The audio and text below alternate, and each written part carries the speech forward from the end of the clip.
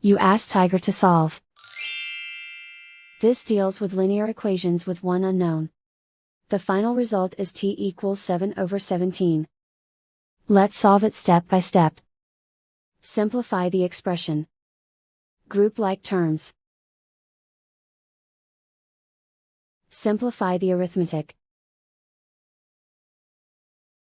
Group all t terms on the left side of the equation. Subtract 15t from both sides.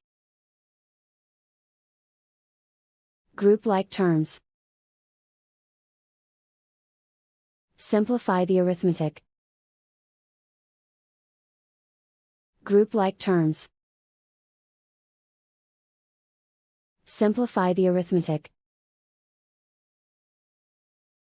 Group all constants on the right side of the equation. Subtract 16 from both sides. Simplify the arithmetic.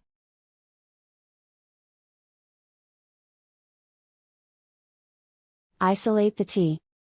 Divide both sides by -17. Cancel out the negatives.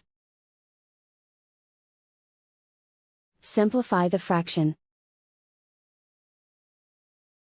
Cancel out the negatives. And so the final result is t equals 7/17.